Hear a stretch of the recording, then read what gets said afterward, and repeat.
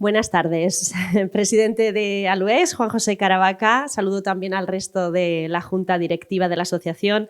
Por supuesto, a nuestra conferenciante de hoy, María González Moya. Y a todos ustedes, señoras y señores, muy buenas tardes, bienvenidos, bienvenidas a la 18ª conferencia de ALUEX enmarcada, ya lo saben, dentro de su ciclo de conferencias ALUEX, un proyecto de futuro. Conferencia la de este lunes, además, 10 de abril, que regresamos de las merecidas vacaciones de Semana Santa de ese segundo trimestre. Bueno, pues regresamos con mucha fuerza y con muchísimas ganas, como siempre, para afrontar estos últimos meses de este maravilloso ciclo. Y además hoy vamos a inaugurar un nuevo miniciclo enmarcado dentro del ciclo general y al que hemos titulado La presencia de la mujer. María González lo va a inaugurar, es un miniciclo prometedor que yo creo que nos va a gustar todas y cada una de las conferencias y en el que se hablará, como no, de la vinculación de la mujer en materias como la mitología, el arte, la literatura, la ciencia o la actualidad, con la presencia de la mujer hoy en Albacete. Bien, desde este lunes hasta el próximo 22 de mayo nos ocuparemos de todos y cada uno de estos temas. Eso sí, tendremos un pequeño paréntesis porque ha habido un cambio. La conferencia del 24 de abril, del lunes 24, la de la filóloga María José Herreros, cuyo título es de la conferencia Escritoras, y de aquí no se va a poder realizar por motivos personales de la conferenciante, ha tenido que anular muy a su pesar la conferencia, pero vamos a recuperar la otra conferencia que no pudimos tener también por motivos personales de la conferenciante. Era la conferencia de Paloma Sánchez Canivet, precisamente sobre su padre, sobre el escultor José Luis Sánchez. Y bien, por tanto, el 24 de abril tendrá lugar esta conferencia, la de Paloma Sánchez Canivet, sobre José Luis Sánchez. Bien, pues hecha esta aclaración, les voy a presentar ya a nuestra conferenciante de hoy, una pequeña pincelada para conocer su trayectoria, aunque bueno, la gran mayoría ya la conocen, ya la conocemos. María González Moya nació en Granada en 1961, es catedrática de griego. Ha ejercido como profesora en diferentes institutos de educación secundaria de Albacete, como el Bachiller Sabuco, el Federico García Lorca o Diego de Siloé. Entre 1987 y 1989 formó parte como actriz, en este caso, de la compañía albacetense Cómicos. Ya en 1995 funda la compañía de teatro clásico grecolatino Adinatón, compuesta por jóvenes estudiantes con los que llevó a escenarios como el de Mérida, Itálica o también Segóbriga diversas obras de diferentes dramaturgos griegos. Desde el año 2002 al 2005 impartió la asignatura Géneros Dramáticos, enmarcada dentro del programa de la Universidad de la Experiencia, ya saben, dentro de la Universidad Popular de Albacete. Bien, con la conferencia de hoy, Las mujeres de Ulises, otra lectura de la Odisea, María nos propone una nueva mirada, quizá, sobre la Odisea, para descubrir aquellos personajes, en este caso femeninos, quizá no tan analizados, que no solo, dice María, es que compartan protagonismo con el héroe en este caso, sino que en ocasiones incluso lo eclipsan. Bien, yo creo que una conferencia muy interesante de la que María, como siempre, nos va a descubrir maravillosas e interesantísimas enfoques y perspectivas, así que les dejo ya con nuestra conferenciante y, como siempre, esperamos que la disfruten. Muchísimas gracias. Bueno, se oye bien, ¿no? Bien. Muchísimas gracias, María José. Muchas gracias a todas las instituciones, gracias a las cuales hoy tenemos la posibilidad de estar reunidos aquí en este ciclo maravilloso de conferencias, que espero que sean muchos más. Muchísimas gracias a la directiva de ALUEX y ALUEX por permitirme compartir esta maravillosa experiencia un año más. Y también mi cariño y mi agradecimiento a Estela y a Carmen Rosa, que de alguna manera, positivo, por supuesto, son como esas sirenas de la Odisea, a cuyo canto uno no puede nunca resistirse, y por eso estoy aquí. Bueno, vamos a empezar, si os parece bien, con unas precisiones terminológicas. Aunque el título de esta conferencia contiene el nombre de Ulises, que es efectivamente el nombre en latín del protagonista de la Odisea y el más conocido, a partir de ahora me voy a dirigir a él como Odiseo, que es tal y como lo denominaban los griegos. Utilizaré igualmente durante esta charla una bellísima palabra griega, nostos, regreso. La Odisea es un poema sobre el regreso. Si lo unimos al término griego algos, dolor, que encontramos, por ejemplo, en analgésico, cefalalgia, neuralgia, surge la palabra nostalgia, el dolor que causa el deseo de regresar. La Odisea es el poema de la nostalgia. Así, en la obra que vamos a analizar, a la búsqueda constante del nostos y de la patria se opone la tentación del olvido, representada por algunos personajes femeninos.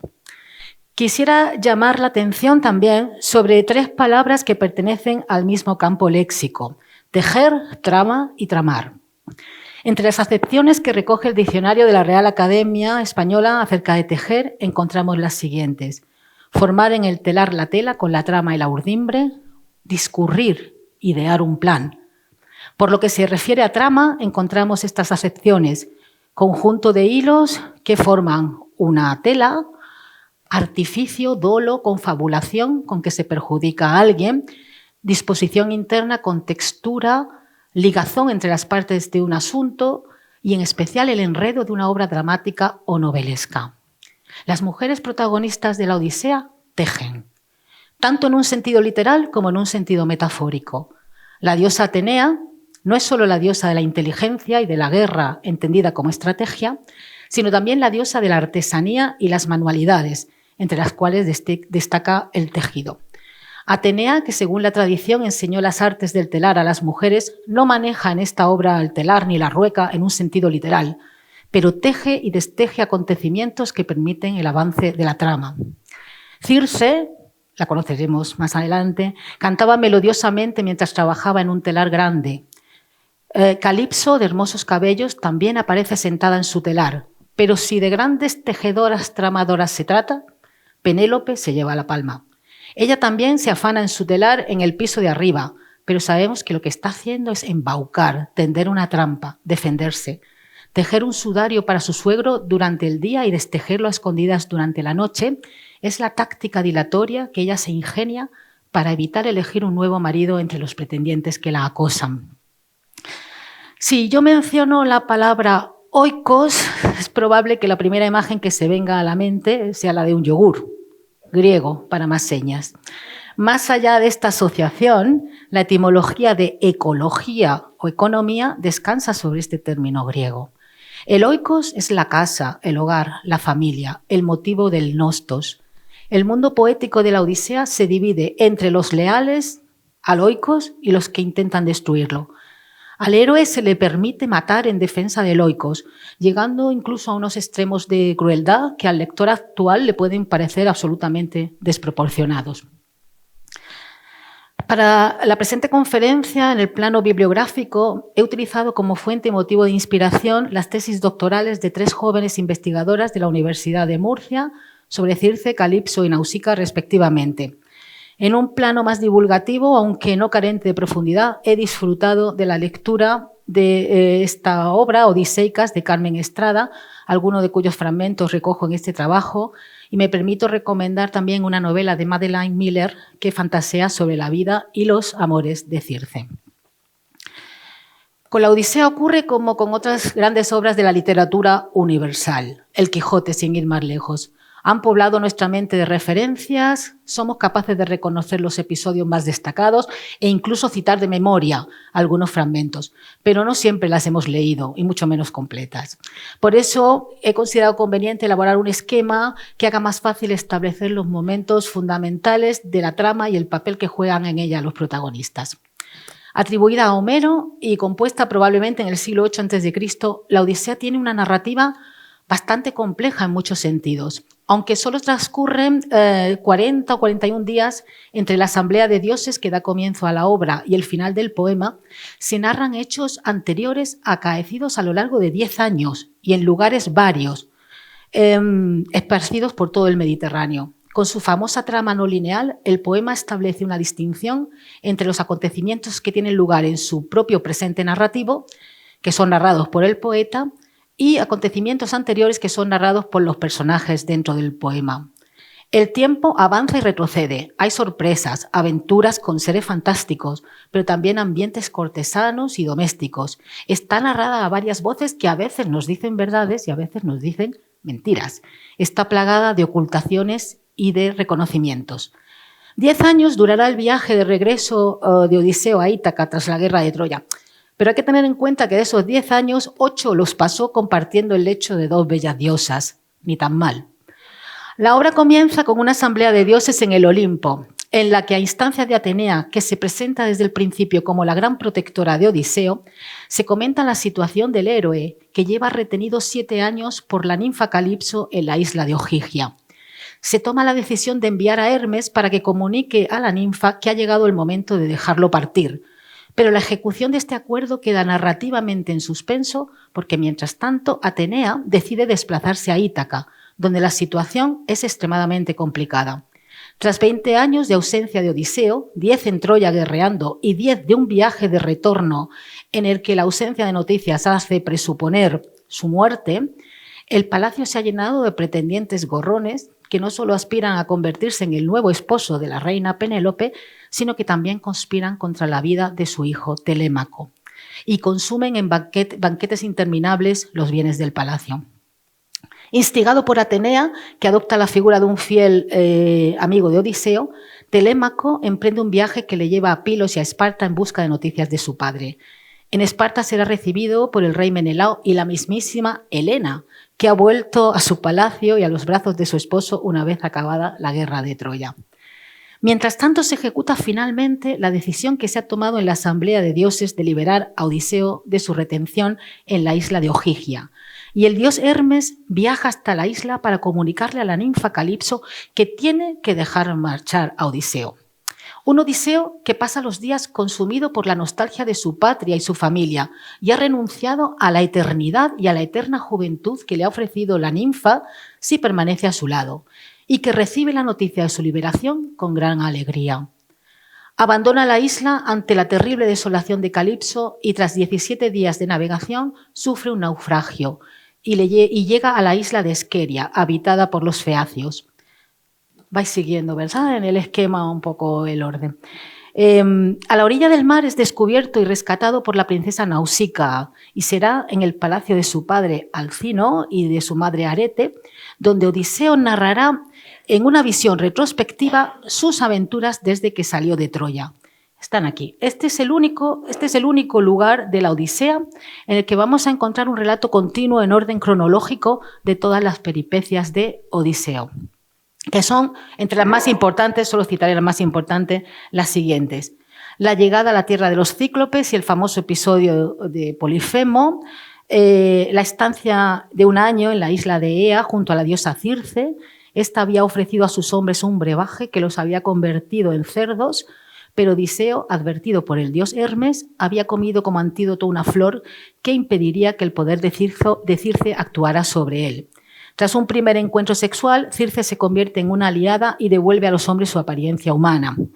Otro episodio muy famoso, muy conocido, es el de la bajada al Hades para interrogar al adivino Tiresias sobre el camino de regreso.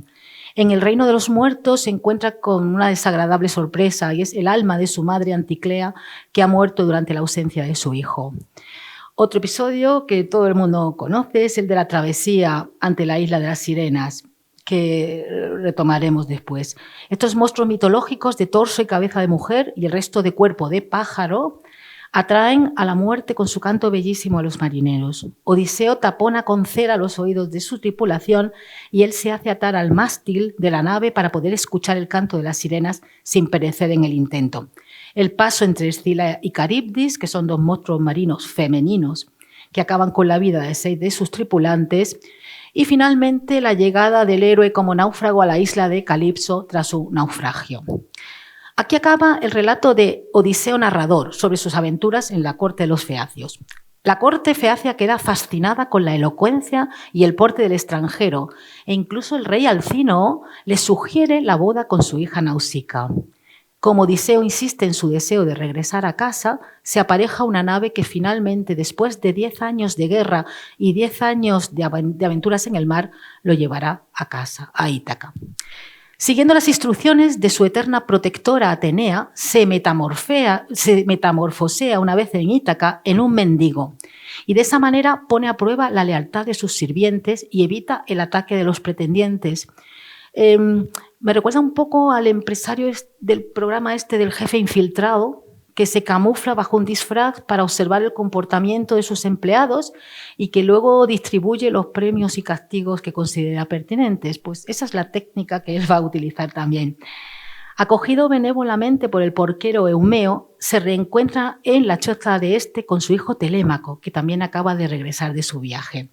Se producen 2 reconocimientos más, uno de ellos especialmente emotivos. Su viejo y fiel perro Argos, que ha aguantado 20 años y que muere de emoción en el momento en el que reconoce a su amo. Y también su nodriza Euriclea, quien al lavar los pies del mendigo ve una cicatriz que la lleva a identificar al forastero.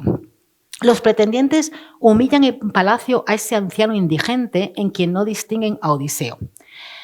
Penélope, que para retrasar la futura boda ya previamente había urdido la estratagema del telar, propone un certamen. Aquel de los pretendientes que logre tensar el arco de Odiseo y atraviese con una flecha el ojo del mango de 12 hachas clavadas en la tierra, formando una hilera bien recta, se convertirá en su esposo.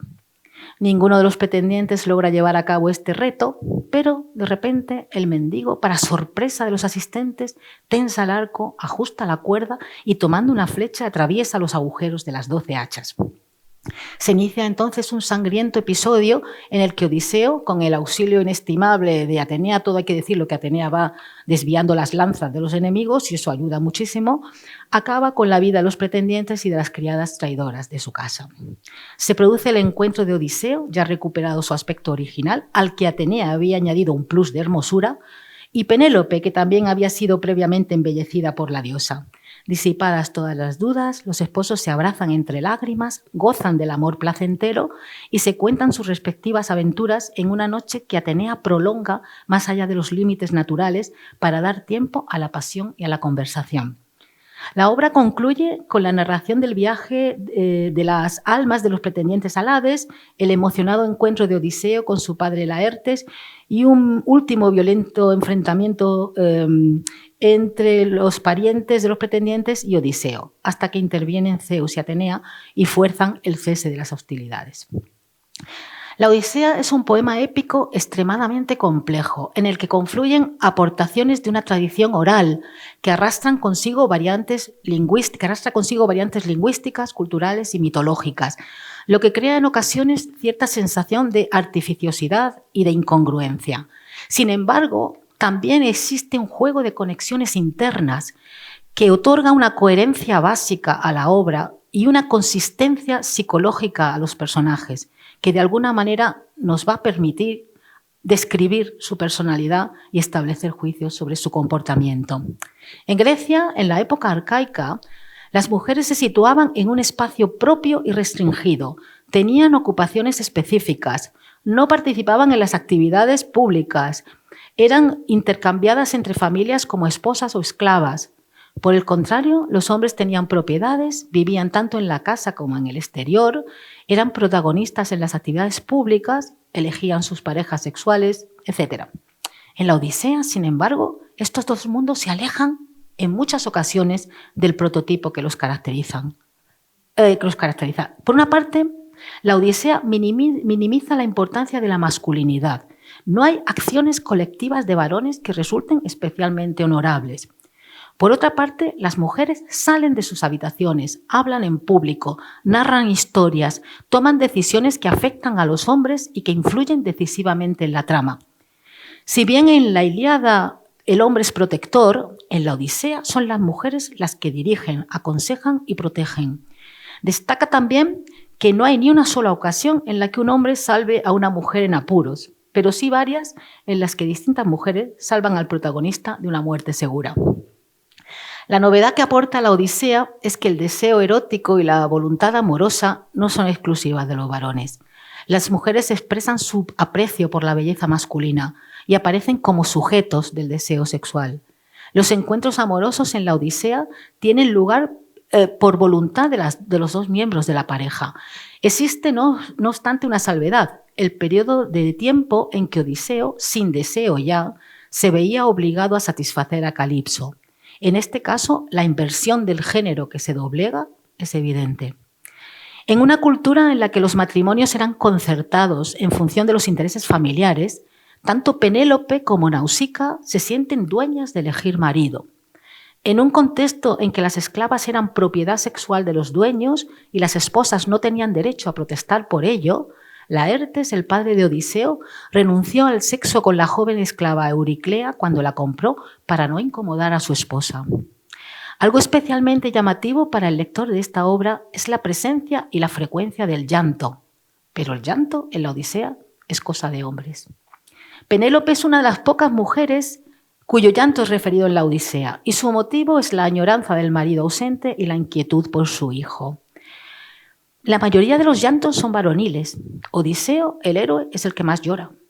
De emoción al oír al Aedo de Módoco cantar sucesos de la guerra de los que él fue protagonista, de desesperación ante el canibalismo del Cíclope, de decepción al ver abierto el odre de los vientos cuando estaban ya a punto de arribar a Ítaca, de miedo al adentrarse en la isla de Circe, sobrecogido de terror al saber que debe penetrar en el reino de los muertos, de tristeza por no poder abrazar a su madre, o de añoranza por su tierra cuando se sienta día a día a orillas del mar retenido por Calipso.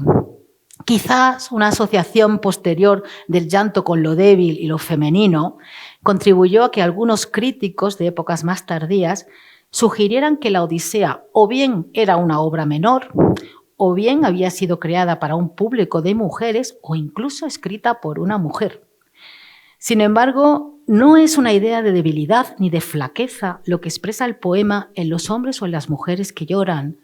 Incluso en un símil en el que el llanto de Odiseo se compara con el de una mujer que se lamenta ante el cadáver de su esposo muerto en la batalla, no se enfatiza el hecho de que esté llorando como un hombre cobarde o temeroso, sino el hecho de que está llorando como una mujer valiente. Esto ha llevado a críticos literarios como Samuel Butler en su obra La autora de la Odisea, publicada en 1897, a proponer que el poema había sido escrito por una mujer, a la que llega a identificar incluso con la joven Nausicaa, una de las protagonistas femeninas del poema.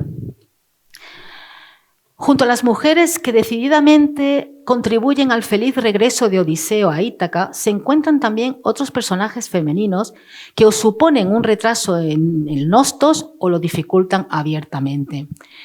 Estas mujeres obstaculizadoras, cuya relación con Odiseo se transmite casi siempre a través del relato interesado del propio protagonista, son a menudo monstruosas y su amenaza es literal o simbólicamente sexual, ejemplares específicos del peligro de ser engañado, castrado, ocultado o aniquilado, contra el cual lucha el héroe constantemente. La combinación de los factores mujer, agua y peligro, que siempre fascinó a los griegos, la encontrará el héroe en personajes como Caribdis, que según se nos describe en el poema, sorbe ruidosamente la negra agua. 3 veces durante el día la suelta y otras 3 vuelve a sorberla, y parece representar un remolino o el fenómeno de las mareas. Y Escila, el monstruo caníbal con 12 patas, 6 largos cuellos rematados con 6 cabezas, en las que destacan 3 filas de dientes apiñados y espesos llenos de negra muerte, que aúlla como un cachorro recién nacido, y parece combinar varios aspectos de los habitantes más aterradores de las profundidades marinas. Sus apéndices sugieren un pulpo o un calamar, y el triple conjunto de dientes nos recuerda al cazón, una variedad de pequeño tiburón. Al paso de la nave de Odiseo por su cueva, devorará a 6 de los marineros.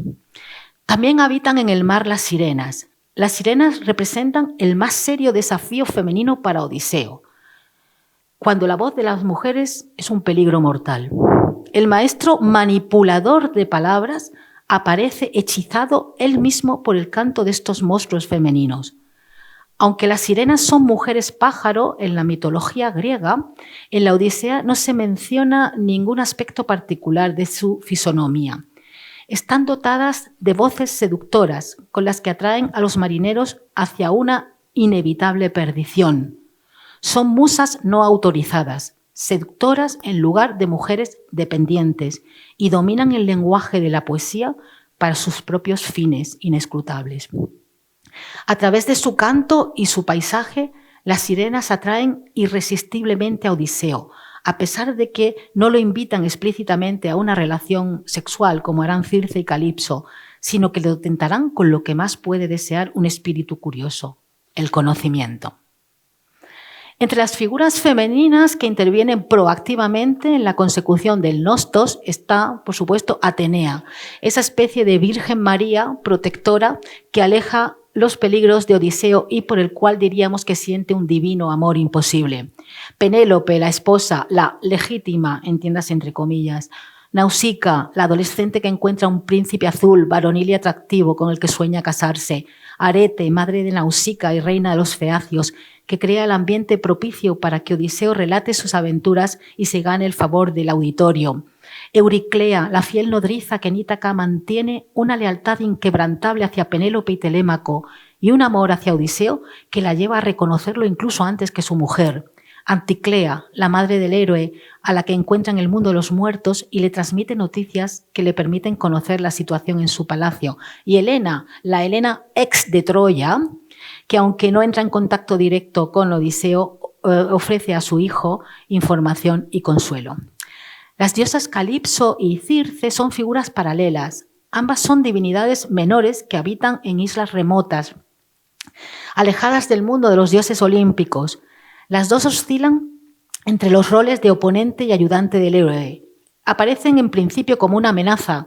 Calipso tiene retenido a Odiseo y Circe convierte a sus hombres en cerdos, pero acaban ayudando, ambas de la misma manera.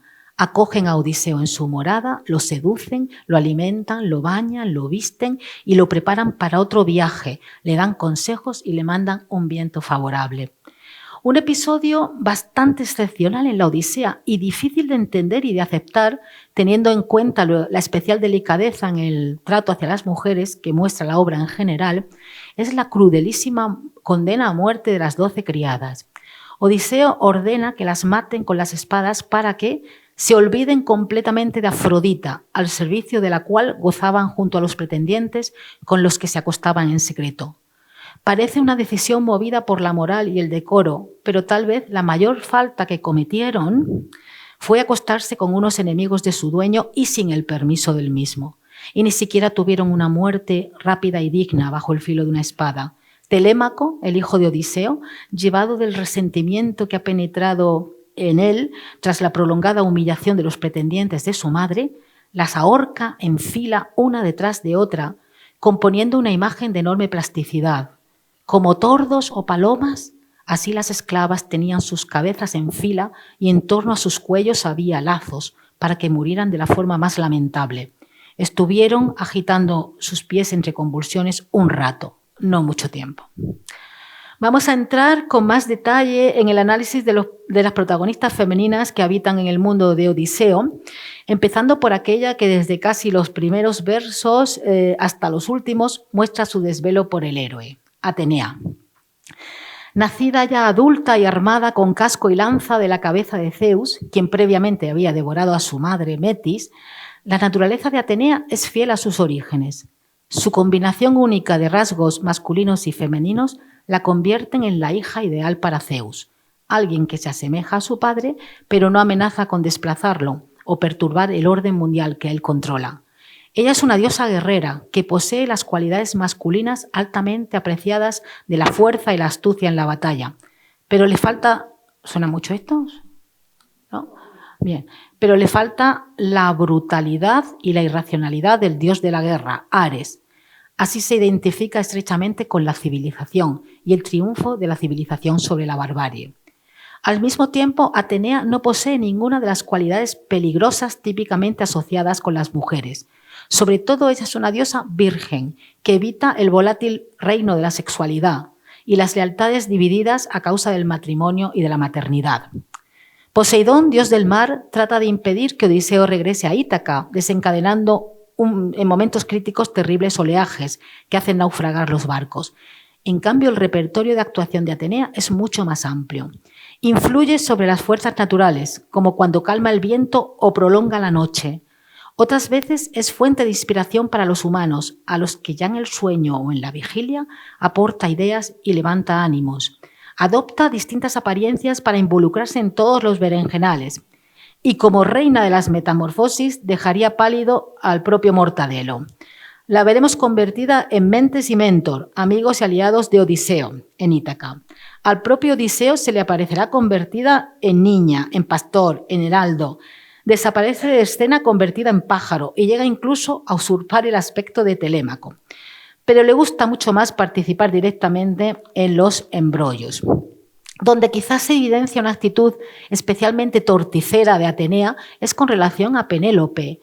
Aunque la protege en todo momento, vierte el dulce sueño sobre sus párpados cuando el llanto y el dolor agotan a la reina de Ítaca, aunque la somete a procesos mágicos de restauración y aumento de su belleza para cautivar a los pretendientes y seducir aún más el corazón de su marido, se insinúa en ciertos momentos una desconfianza y una malevolencia que siembran sutilmente la duda en Odiseo e incluso Telémaco. Con su poder olímpico y su omnisciencia, Atenea no puede tener dudas sobre la lealtad completa de Penélope hacia su marido. La diosa, sin pretender indicar que Penélope se inclina hacia los pretendientes, de hecho asegurándole a Odiseo que es totalmente leal, se empeña en que Odiseo, una vez arribado a su palacio de Ítaca con la apariencia de mendigo, nunca una fuerzas con su esposa, ni le revele su identidad hasta que el peligro de los pretendientes haya sido vencido. Alega, como pretexto, que no le conviene exponerse haciendo preguntas hasta que ponga a prueba a su esposa. Le insta sutilmente a tratar a Penélope como si fuera desleal, aunque no lo es.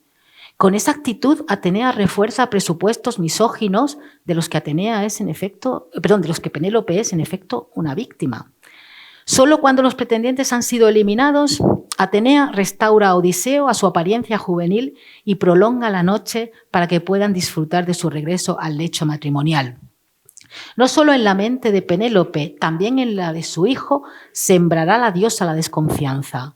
En cierto momento le insinúa a Telémaco la posibilidad de que Penélope ya tenga en mente la opción de un nuevo matrimonio y le da al joven este consejo: guárdate de que no se lleve de casa contra tu voluntad algún bien, pues ya sabes cómo es el alma de una mujer. Está dispuesta a acrecentar la casa de quien se desposa, olvidando y despreocupándose de sus primeros hijos y de su esposo una vez que ha muerto. ¿Por qué actúa Atenea con esta evidente falta de solidaridad femenina con Penélope? La envidia en el fondo de su divino corazón porque la esposa de Odiseo puede gozar del amor con un hombre que a ella le está absolutamente vedado en su condición de diosa virgen. Es innegable que existe una cierta atracción física de Atenea hacia el héroe, pero a pesar de la insinuación de coqueteo en sus tratos con él, la eficacia de Atenea en la gestión de la trama de la Odisea se basa en el hecho de que ella es virgen, tanto como diosa. Al no tener planes sexuales con Odiseo, Atenea carece de motivos para la traición o para la retención. Más allá de esta mezcla de preocupación maternal y solicitud de amante, lo que siente Atenea por Odiseo es el reconocimiento en él de cualidades propias de ella, el respeto y la admiración por este tesoro compartido y una profunda sensación de camaradería. Cuando Odiseo acaba de llegar a Ítaca, Atenea se le aparece camuflada en su enésimo avatar y él intenta engañarla con su enésima autobiografía falsa. Entonces la diosa, con una sonrisa y una caricia, pone fin a la mascarada con estas palabras: desdichado, astuto, que no te hartas de mentir. ¿Es que ni siquiera en tu propia tierra vas a poner fin a los engaños y a las palabras mentirosas que te son tan queridas? Vamos, no hablemos más, pues los dos conocemos la astucia. Tú eres el mejor de los mortales en el consejo y con la palabra, y yo tengo fama entre los dioses por mi previsión y mi astucia. Y añade: en tu pecho hay la misma cordura, siempre. Por eso no puedo abandonarte en el dolor, porque eres discreto, sagaz y sensato. La diosa Atenea dedica a la causa de Odiseo su habilidad masculina como luchadora y su habilidad femenina como tejedora de tramas, ideando un final exitoso a su historia. ¿Y qué si para conseguirlo Atenea embrolla, transforma, oculta y confunde? Sin esta maravillosa tejedora de intrigas, ¿en qué habría quedado la trama de la Odisea? Poco se dice del aspecto físico de Penélope. En algunos momentos del poema actúa la propia Atenea embelleciéndola, de modo que ante la presencia de la reina, las rodillas de los pretendientes se debilitaron allí mismo, pues había hechizado su corazón con el deseo y todos desearon acostarse junto a ella. Potenciada o no por la ayuda divina, la belleza de Penélope es elogiada en varias ocasiones. También sabemos que era una joven recién casada cuando los griegos partieron a la guerra de Troya y albergaba en su seno un hijo, al que Odiseo no conocerá hasta su retorno a Ítaca, 20 años después. Penélope, a lo largo de la Odisea, protege el Oikos, casa y hogar de Odiseo y de Telémaco. Según el juicio de varios personajes masculinos, incluido Odiseo, la gloria de Penélope reside en la lealtad a su marido y al Oikos, y en la ingeniosidad con la que expresa esta lealtad. Pero el poema también muestra a una Penélope con una mente propia, no simplemente una en armonía con la de su marido. Sería simplista adoptar la lectura estándar y patriarcal de Penélope. La Odisea da a su audiencia la oportunidad de observar a una mujer como agente moral, manteniendo una actitud crítica y tomando decisiones éticas autónomas. Entre ellas, la de sí y cuándo casarse de nuevo. Penélope se enfrenta a un dilema que define clara y racionalmente: o bien esperar a Ulises, a Odiseo, que ya no parece estar entre los vivos, o convertirse en esposa de alguno de los pretendientes y abandonar la casa de su marido para siempre.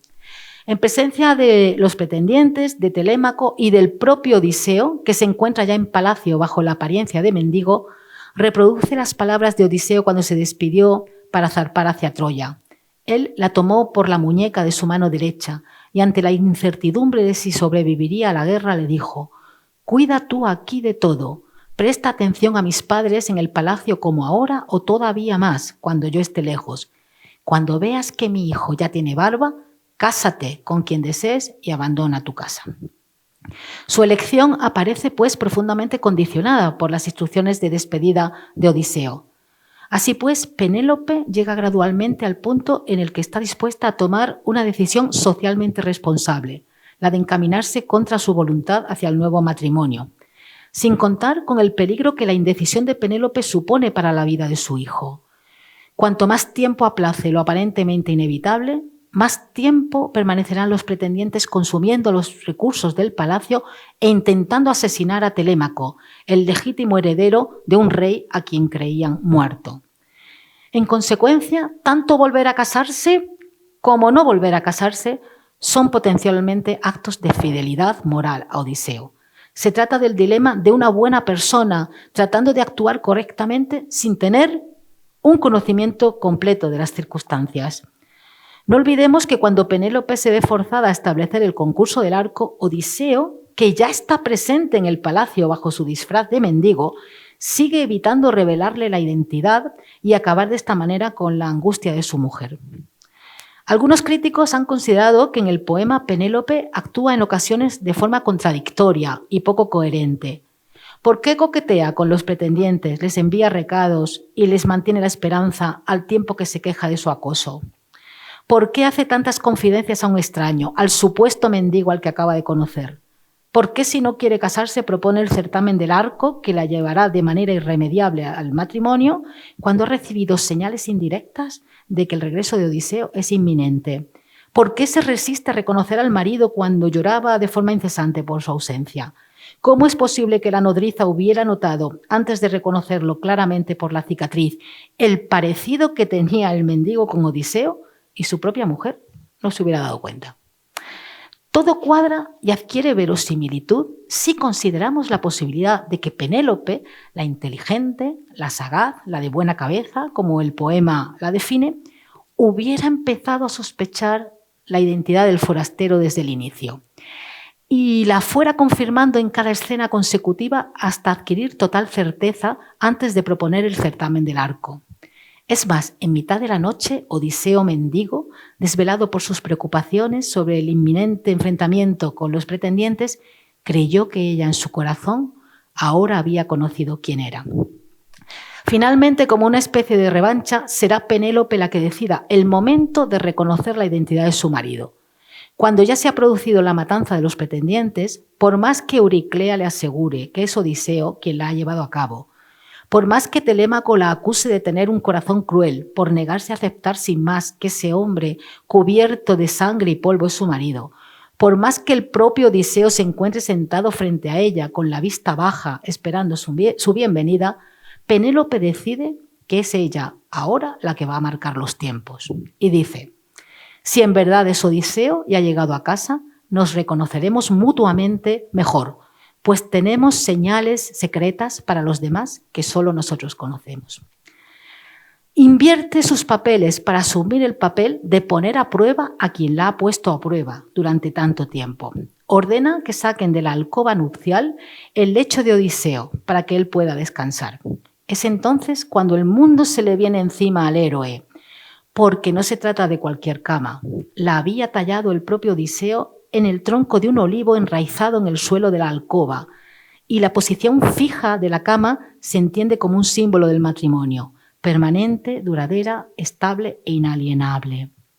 El hombre que hubiera movido la cama habría hecho algo más grave que violar la idea de un matrimonio estable, pues al deshacer lo que Odiseo había hecho previamente, habría demostrado ser igual o incluso superior a él. Finalmente se produce entre lágrimas de felicidad el encuentro entre los esposos. Así se relata este momento. Y cuando habían gozado del amor placentero, se complacían los dos esposos contándose mutuamente ella cuánto había soportado en el palacio y por su parte Odiseo, de linaje divino, le contó cuántas penalidades había causado a los hombres y cuántas había padecido él mismo con fatiga. Penélope gozaba escuchándolo y el sueño no cayó sobre sus párpados hasta que contara todo. Y ahí estaba Atenea una vez más, que tuvo que prolongar una noche para que los dos amantes y narradores apasionados pudieran compensar 20 años de ausencia. El personaje de Circe, con todas sus contradicciones, es quizás uno de los más complejos e inconfundibles de la Odisea. Es demoníaca y amenazante, pero también protectora y ayudante, inteligente y misteriosa. Una espléndida anfitriona, consejera divina, sincera y fiel a su palabra, sensual y atrayente, amante entregada pero no posesiva. Odiseo y sus hombres llegan a la isla de Ea. Un grupo marcha en misión de reconocimiento y llega a un palacio en cuyo interior se encuentra Circe. Ella tejía dentro cantando bellamente y trabajando en su telar con lanzadera de oro. La ocupación de la diosa en el telar genera una idea respetable y tradicional, mientras que el canto introduce un elemento de seducción y peligrosidad que evoca a las sirenas. La maga ofrece a los huéspedes una mezcla a la que agrega pócimas mágicas. Una vez que han bebido la pócima, Circe golpea a los hombres con su varita y los transforma en cerdos. Odiseo parte al rescate de sus compañeros, pero Hermes aparece en su camino para prevenirlo del peligro y ayudarle.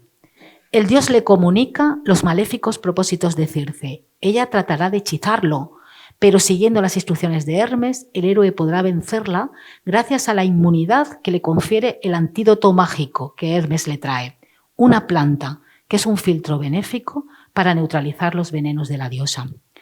Cuando la magia de Circe no surte efecto en Odiseo, el héroe saca la espada del muslo y se lanza contra ella como queriendo matarla.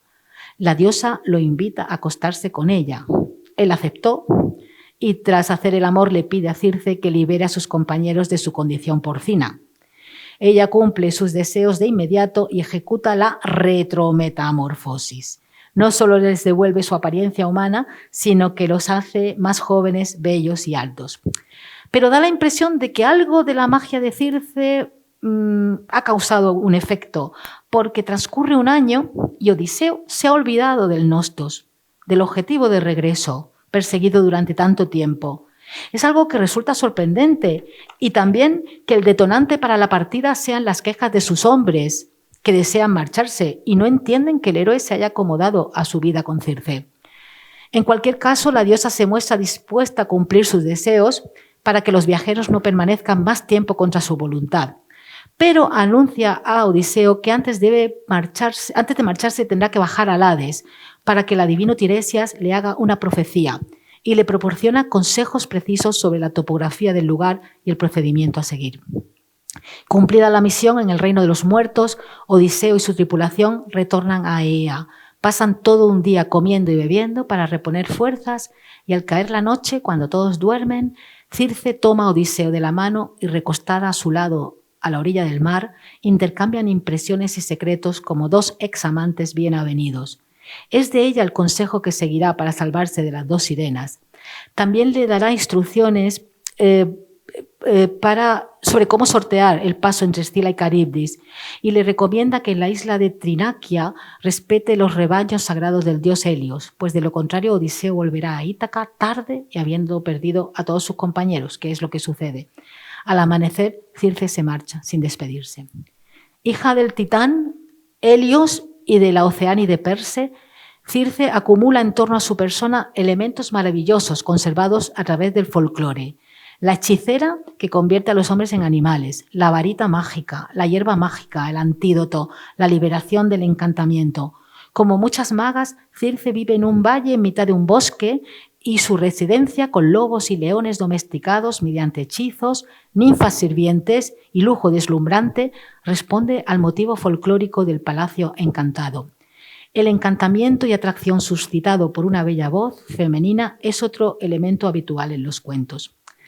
La Circe maléfica, que administra un filtro y transforma a los hombres en cerdos, ocupa 23 versos de la Odisea, mientras que las acciones de la Circe benefactora se describen a lo largo de 374 versos. Sin embargo, en el imaginario popular y la tradición, la marca de Circe son esos malditos 23 versos. La riqueza de facetas del personaje homérico se irá perdiendo a lo largo de los siglos, en un proceso que comienza en la literatura griega, se intensifica en la latina y se generaliza a partir del medievo. Con la pérdida de sus rasgos positivos y la acentuación de los negativos, Circe se verá reducida a una simple maga o a una prostituta. La moralización de los mitos paganos verá en Circe la representación del placer, la tentación o el engaño que supone un peligro para el hombre. Y verá en Ulises la prudencia o sensatez necesaria para escapar de estas desviaciones y encontrar el camino de la salvación de su alma. Sin embargo, en los siglos XX y XXI se ha producido una especie de rehabilitación de la figura de Circe con fines literarios o ideológicos. Y en la esfera de los movimientos feministas ha encontrado también Circe una revisión reivindicativa. En la poesía española de los últimos decenios no son infrecuentes las reminiscencias del tema de Circe. Voy a terminar el análisis de esta mujer fascinante con unos versos del poema Circe esgrime un argumento, de Silvia Ungidos, publicado en 1997. Si regresas, Ulises, encontrarás allí en Ítaca una mujer cobarde, Penélope ojerosa, que afanosa y sin saberlo, le teje y le desteje una mortaja al amor. Ella pretende aferrarse y aferraros a lo eterno. Más enemigo del amor y de la vida que mis venenos es vuestro matrimonio, vil encierro. Quédate, Ulises, sé un cerdo. El personaje de Calipso en la Odisea es una figura enigmática que aparece siempre envuelta en una aura de ambigüedad y de misterio. Los interrogantes comienzan ya por su propio nombre. Es ampliamente aceptado que el nombre propio Calipso deriva de la raíz del verbo griego kalipto, esconder, ocultar, que encontramos también en palabras como eucalipto o apocalipsis. En el episodio de Calipso confluyen 4 ejes temáticos fundamentales, a saber, la tentación de la inmortalidad, la retención del héroe, el rechazo de él sustentado en la nostalgia por su patria y el amor no correspondido. El episodio comienza con la llegada a la isla de Ogygia del dios Hermes para comunicar a la ninfa Calipso que por voluntad de los dioses ha llegado el momento de dejar partir a Odiseo. Este había arribado 7 años atrás, como hemos visto, único superviviente de un naufragio, y había sido amorosamente acogido, agasajado y retenido por la ninfa, que lo acosa continuamente con su oferta de inmortalidad y con la pretensión de hacerlo su esposo. Pero Odiseo nunca cede y vive sumido en una profunda tristeza anhelando el retorno. Y nunca sus ojos se saciaban de las lágrimas y se le esfumaba su dulce vida, doliéndose por el regreso, pues ya no le agradaba a la ninfa. En verdad, por las noches dormía también por la fuerza en las huecas grutas, sin desearlo, junto con la que lo deseaba. Ese ya no le agradaba a la ninfa da a entender que en alguno de los 7 años que permaneció con ella, Odiseo sí la amó y la deseó. Calipso le oculta a Odiseo que ha recibido una orden divina para dejarlo marchar, quizás con la intención de evitar una última humillación. ¿Qué hubiera pasado si no llega esa orden divina? ¿Hubiera sopesado la ninfa el valor de su dignidad y hubiera dejado partir al héroe motu proprio? Calipso no va a renunciar a Odiseo sin un último intento y vuelve a ofrecerle la inmortalidad, que él vuelve a rechazar diplomáticamente. Como en una suerte de apacible epílogo a su relación, se entregan a una última noche de amor aparentemente consentida por ambos. Él permanecerá 4 días más en la isla construyendo una balsa y luego partirá para siempre. La pasión absorbente y posesiva de la ninfa y su ofrecimiento de la inmortalidad constituirán una dura prueba a la que el héroe debe someterse, especialmente por su carácter durativo. Aunque no siempre haya sido una convivencia feliz, con Calipso Odiseo ha vivido durante 7 largos años. En este sentido, la figura con la que Calipso resulta comparable es curiosamente la de la propia Penélope, con la que Odiseo ha convivido mucho menos tiempo que con la ninfa de Ogygia. Ambas son mujeres maduras a las que les une un vínculo emocional con Odiseo y que han compartido con él una existencia de tipo conyugal, legítima o no. Su egocentrismo causa un gran mal a Odiseo, pero es justo afirmar que la diosa nunca busca de forma intencional su daño. Calipso puede amar de forma equivocada, pero ama, al fin y al cabo. Una cuestión que distingue el episodio de Calipso de otros en los que la resiliencia de Odiseo es también puesta a prueba es la pérdida del control que el héroe experimenta durante su estancia en Ogygia. Hasta ese momento él había elegido cuándo y cómo actuar, o si abstenerse de hacerlo. En Ogygia, en cambio, el héroe está completamente en manos de la ninfa, cuyos deseos prevalecen sobre los suyos propios. Está sujeto al deseo que Calipso experimenta por él, aunque no puede corresponderle, y en un caso llamativo de inversión de género que se doblega, se encuentra convertido prácticamente en un esclavo sexual. Finalmente, Odiseo elige ser recordado como el héroe de la Odisea sobre el olvido entre los mortales que acompañaría una existencia como marido de Calipso. Esta elección es tan significativa como la decisión de Aquiles de morir en Troya y lograr la gloria imperecedera en lugar de volver a una larga vida sin gloria. Como opina el autor portugués José María Essa de Queiroz en su cuento La perfección, basado en la historia de Calipso y Odiseo, el ser humano, por su propia naturaleza defectuosa y efímera, no puede soportar la pureza perpetua de la inmortalidad. El canto sexto gira en torno a una adolescente, Nausicaa. Toda la escena está recorrida por un delicado erotismo apenas perceptible y revestido de sobreentendidos. Nausicaa, la joven princesa feacia que habita en la isla de Esqueria, es una de las figuras más atractivas del poema. El episodio de los feacios es relevante en el conjunto de la obra por 2 motivos. Constituye la última etapa de las aventuras de Odiseo antes de llegar a su hogar y es el marco en el que Odiseo se convierte en narrador y cuenta retrospectivamente sus peripecias tras salir de Troya. La llegada del héroe a Esqueria va precedida de un naufragio, 17 días después de abandonar a Calipso. Finalmente alcanza tierra firme y, agotado por los sufrimientos, se acuesta a dormir a la intemperie. Obviamente, Atenea podría haber intervenido directamente para garantizar la salvación del héroe, pero ya hemos visto que sus soluciones suelen ser mucho más imaginativas. En este caso, a través de algo que podríamos llamar epifanía onírica, se introduce en el sueño de Nausicaa adoptando el aspecto de una de sus amigas. Bajo esta apariencia, la apremia para que vaya a lavar los vestidos, relacionándolo hábilmente con la idea del cercano matrimonio de la joven. Nausicaa, ¿por qué tan indolente te parió tu madre?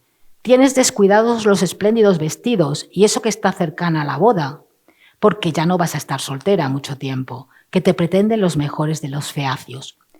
Nausicaa despierta, sorprendida por lo que acaba de ver en su sueño, y decide ir a pedirle a su padre Alcínoo un carro para ir a los lavaderos que se ubican en un río próximo a la playa donde se encuentra Odiseo.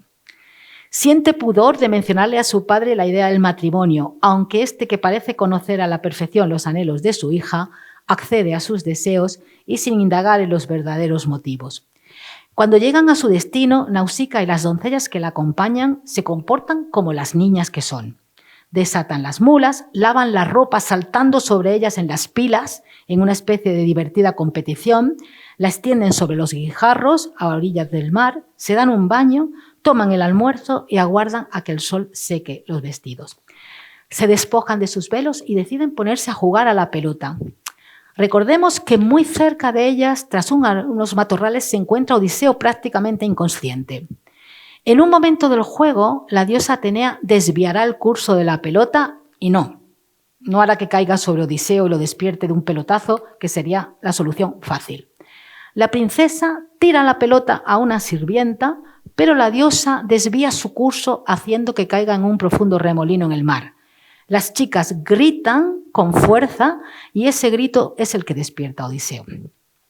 Aunque desorientado y entumecido, se da cuenta rápidamente de la situación. Él, un varón adulto y aguerrido, está absolutamente desnudo y en un estado penoso a causa del naufragio, frente a unas despreocupadas jóvenes que, liberadas de sus velos, están jugando inocentemente.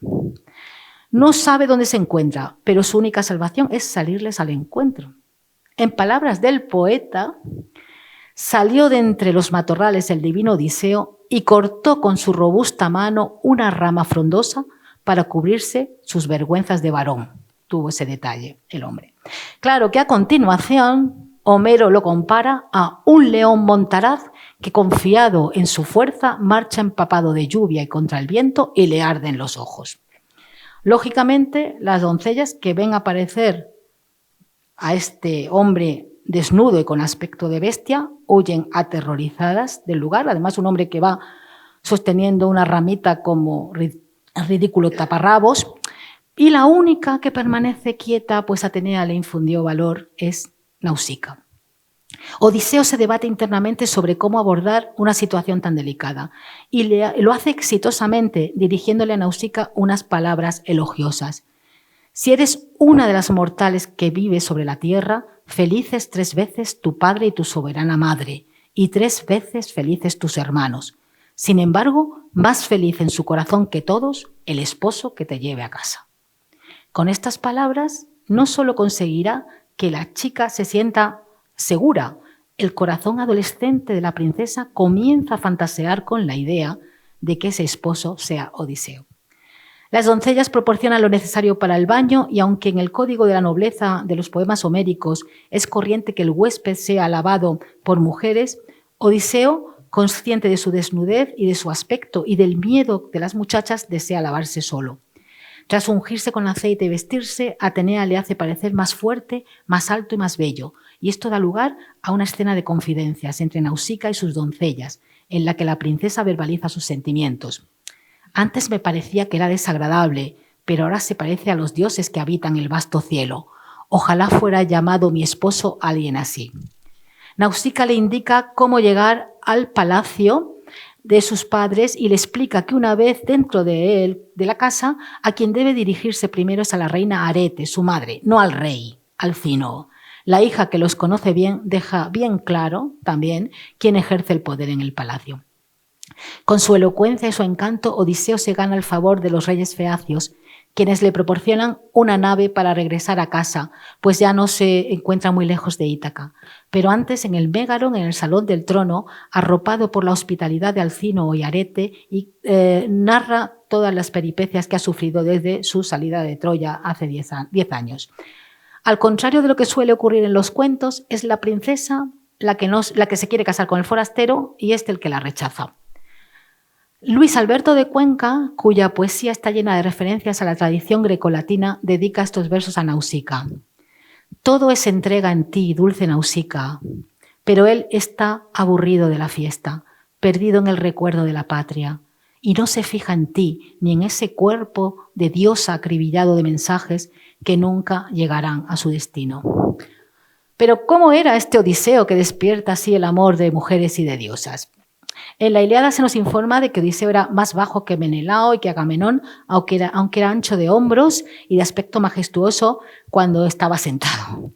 Y en la Odisea Alcino lo define así, que no es vulgar en su natural, en sus músculos y piernas, en sus 2 brazos, en su robusto cuello y en su gran vigor. Y añade, tienes la habilidad de moldear las palabras. Efectivamente, son sus palabras, su elocuencia, su capacidad para convencer, hechizar o, cuando se presenta la ocasión, embaucar, la fuente de su atractivo. Sin embargo, es cierto que en esa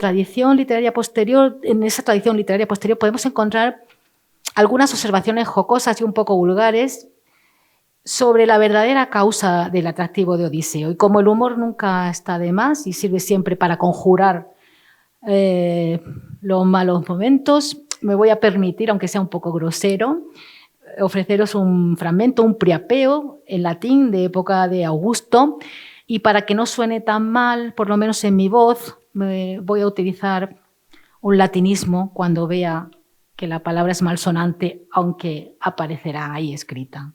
¿Me lo permitís? Vale. Aquí leemos que Circe y la Atlántida Calipso desearon el grandia vasa del varón Duliquio. También la hija de este Alcino se admiró del membrum, que apenas pudo tapar con una frondosa rama. Sin embargo, él se dirigía hacia su vieja y todo su pensamiento estaba incunno tuo, Penélope. Ahí está, en español. Yo me aferro al latín, que queda mucho menos bravo, ¿no? Después de lo expuesto, creo que se puede concluir que la Odisea, dentro de los condicionamientos de la época y del género literario, en la Odisea se respira una cierta atmósfera de igualdad de género. Circe y Calipso no forman parte de un hogar convencional. Son diosas que viven solas, independientes, sin padres, sin maridos, sin hijos. Odiseo y Atenea disfrutan haciendo planes en común. Odiseo y Nausicaa coquetean con precaución. Odiseo y Penélope salen airosos de las dificultades y recuperan su relación. Y en todos los casos ellas actúan como sujetos. Las figuras de estas mujeres, los episodios en los que aparecen, las interpretaciones que han generado han servido como fuente de inspiración para la recreación o la reelaboración en obras literarias de otras épocas. Me gustaría concluir esta charla con un pequeño fragmento del libro Los motivos de Circe, de Lourdes Ortiz, publicado en 1988. En este fragmento, Penélope, acostada junto a Odiseo, se enfrenta a la rutina que se ha instalado de nuevo en sus vidas. Todos los jóvenes de Ítaca, los más hermosos, han muerto ya. Ahora por las noches, cuando Atenea, la de ojos de lechuza, cierra sus ojos y la incita al sueño, Penélope recuerda el murmullo de las voces, los encuentros furtivos en las esquinas del palacio tras las columnas y acaricia con melancolía la piel reseca y fría del esposo, que a su vez sueña con los brazos siempre frescos de Circe, con la juventud de Nausicaa o el encanto hechicero de Calipso. Muchas gracias.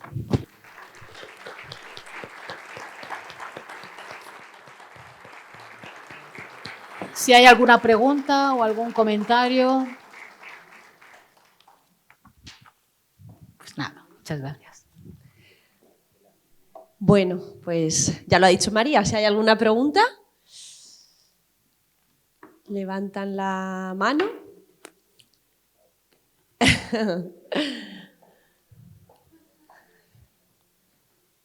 ¿Sí? ¿Ha quedado todo claro?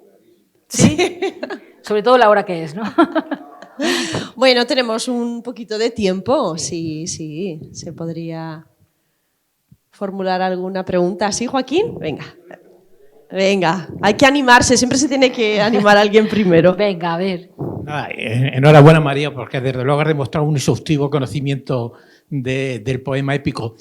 Independientemente de que has actualizado el personaje de Circe, que creo que ha quedado medianamente claro su actualización, y de la anécdota esa del jefe infiltrado, tal como se trataba en el argumento, según tu criterio, sí me gustaría saber, en la actualidad, en el 2023, qué concepto, qué idea o qué capítulo o qué personaje sigue vigente, según tu criterio, hoy en día.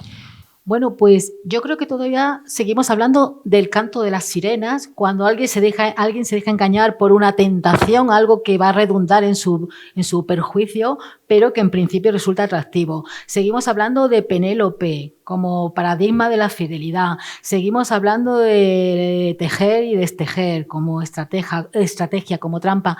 Yo no me he podido detener en esta pervivencia de la figura femenina de la Odisea, pero en las tesis doctorales que he enunciado al principio de mi trabajo se recoge hasta prácticamente el día de hoy la presencia en la literatura y en las artes plásticas, la influencia de estas mujeres. ¿Que cuál de ellas es más importante? Pues si todos reconocemos lo que es escuchar canto de sirenas, ahí viene la expresión.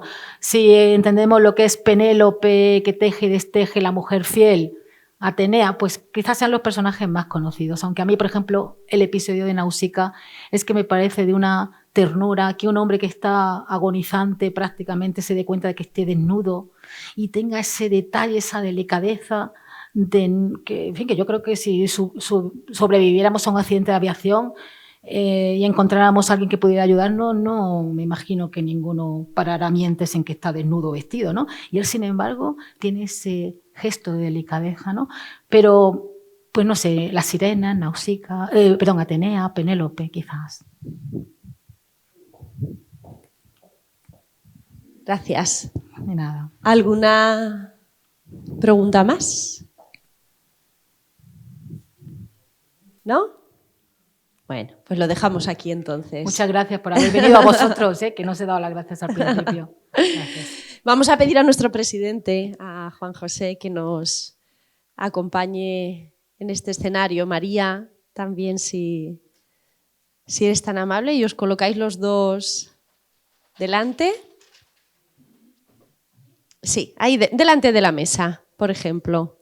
María, porque desde la asociación, desde Aluex, quieren tener este detalle para agradecerte, como no, tu participación en este ciclo de conferencias.